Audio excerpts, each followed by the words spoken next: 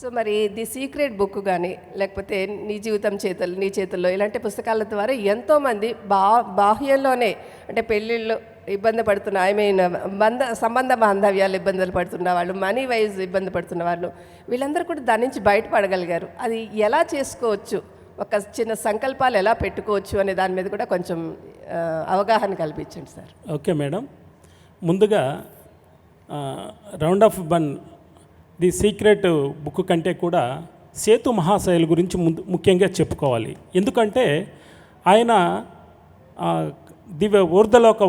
ఊర్ధలోకం నుంచి the gen Robert ద్వారా channelling walk-in అయ్యి రాబర్ట్ ఎఫ్ ద్వారా ఒక బుక్ రూపంలో వారు అందించడం అయితే జరిగింది. ఎందుకంటే ఊర్ధలోకంలో ఎలాగుంటుందంటే ఏదైతే భావిస్తే ఆటోమేటిక్ శక్తిమంతులు అంటే డైమెన్షన్స్ ఎక్కువలో ఉన్నారు వాళ్ళు ఏదైతే భావించారనుకో అది రూపకల్పన జరిగిపోతుంది, అది మేనిఫెస్టేషన్ జరిగిపోతుంది. తర్వాత అది కంప్లీట్ అయిన తర్వాత ఆ ప్రాజెక్ట్ కంప్లీట్ అయ్యి మళ్ళీ ఫ్రీ అయిపోతారు, మళ్ళీ ఇంకొక ప్రాజెక్ట్కి వెళ్తారు. అది ఊర్ధలోకంలో మాత్రమే ఉండిపోయింది. అది భూలోకానికి కూడా అందించాలని సేతు మహాశయులు మేడం జెన్ రాబర్ట్ ద్వారా ఛానలింగ్ ద్వారా ఈ భూలోక వాసులు కూడా మీలో ఉన్నటువంటి లోపల ఉన్నటువంటి అనంతమైనటువంటి శక్తిని గుర్తించండి. మీలోనే శక్తి చైతన్యం ఉంది, విశ్వంలోనే ఉంది శక్తి చైతన్యము, లేదంటే ఏదో గుడిలోనే ఉంది, ఏదో పుణ్యక్షేత్రంలో ఉంది అని మీరు భ్రమ ఉంచొద్దు. మీలో ఉన్న శక్తి చైతన్యమైనటువంటి అనంతాన్ని మీరు తెలుసుకోవడమే. మీ లోపల ఉన్నటువంటి శక్తిని తెలుసుకుని మీరు ఏదైతే భావిస్తారో, ఏదైతే మీరు చేయదలుచుకుంటారో, ఏదైతే ధర్మబద్ధమైన పని చేయదలుచుకుంటారో అవన్నీ కూడా నెరవేరడం జరుగుతుంది అని సేతు మహాశయులు చెప్పిన తర్వాత కూడా మళ్ళీ రామ్తాబ్ విజ్ఞానంలో కూడా అనంతంగా ఉంది.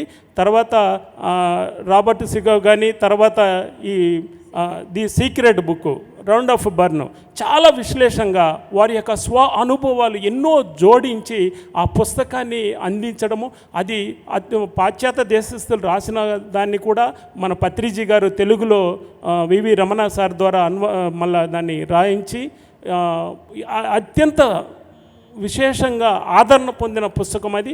ఆ బుక్ చదివిన తర్వాత ఎంతోమంది స్టూడెంట్స్లో కానీ ఎంతోమంది ఆ జ్ఞానం కోసము, ఎంతోమంది జీవిత లక్ష్యం కోసం ఎదురు చూస్తున్న వాళ్ళందరూ కూడా అద్భుతంగా ఉన్నతంగా వాళ్ళ జీవితాన్ని తీర్చిదిద్దుకోవడం కూడా జరిగింది.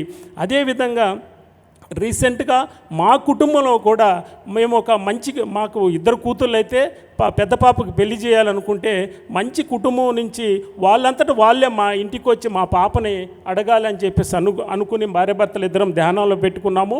ఉన్నతమైన కుటుంబం, తడలో సర్పంచ్ కుమారుడు, మంచి ఎడ్యుకేషన్ ఉన్నటువంటి వారు నిజంగా ఒక తోడై మాస్టర్ ద్వారా మా ఇంటికి ఎత్తుక్కొచ్చి మీ పాపని మాకు మాకు కూతురు లేని లోటు తీరాలి అని చెప్పేసి వాళ్ళు వచ్చి అడిగిన తర్వాత అది మేము సంకల్పించింది జరిగింది. వాస్తవంగా ప్రతి ఒక్కరికి కూడా జరుగుతుంది, ధర్మబద్ధమైనటువంటి కోరికలన్నీ కూడా జరుగుతుంది మేడం.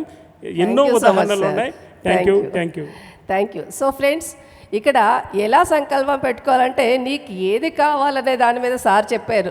సంకల్పం ఎలా ఉండాలి అది తెలుసుకున్న తర్వాత సంకల్పమే తప్ప ఎలాంటి వికల్పము వద్దు. అంటే అవుతుందా లేదా అని ఆలోచించొద్దు, దాన్ని నీకు విశ్వం చక్కగా తీసుకొచ్చి ముందుకు పెడుతుంది.